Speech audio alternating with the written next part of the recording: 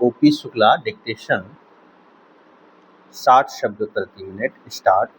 आज जब हम मुड़कर देखते हैं तो पाते हैं कि हमारी कृषि ने बहुत उन्नति की है, लेकिन जब हम भविष्य की ओर देखते हैं तो चुनौतियाँ हमारे सामने सिर उठाए खड़ी हैं।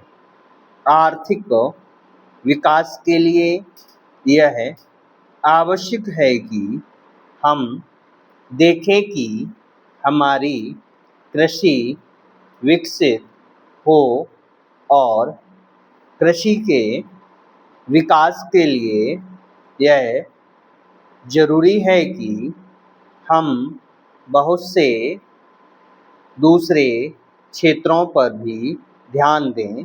पैराग्राफ चिन्ह।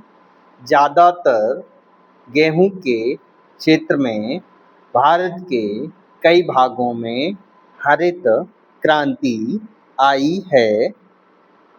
आज हमारा गेहूं का उत्पादन 7 गुना बढ़ गया है।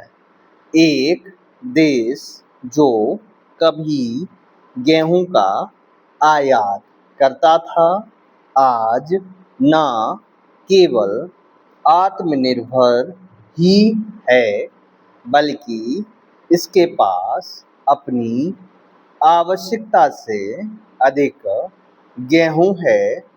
यही उपलब्धि हमें अन्य फसलों से भी प्राप्त करनी है। पैराग्राफ। हरित क्रांति के लिए हम भारतीय कृषि अनुसंधान संस्थान को सर देते हैं, लेकिन अब संस्थान को यही उपलब्धि दूसरी फसलों के क्षेत्र में भी प्राप्त करनी होगी। सबसे पहले हमें चावल पर ध्यान देना होगा। अच्छी किस्म का चावल और अधिक उत्पादन।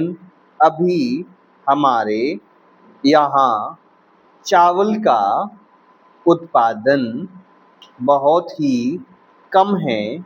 क्या हम बहुत अधिक खाद का उपयोग कर रहे हैं? क्या हम इससे बेहतर कर सकते हैं? क्या हम योजनाबद्ध तरीके से कम पानी से अधिक और बेहतर उत्पादन प्राप्त कर सकते हैं?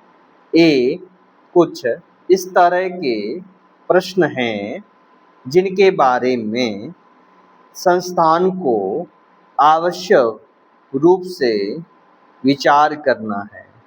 पैराग्राफ से यहाँ इस बात पर भी विशेष रूप से विचार करना होगा कि हमने बहुत अधिक मात्रा में गेहूं का उत्पादन तो किया है, लेकिन हमारी जनसंख्या बहुत तेजी से बढ़ी है। अतः यह चुनौती यहीं समाप्त नहीं हो जाती है। हमें नए नए अनुसंधान कार्य करके बढ़ती हुई जनसंख्या को ध्यान में रखते हुए उत्पादन को और अधिक बढ़ाना होगा। Full stop.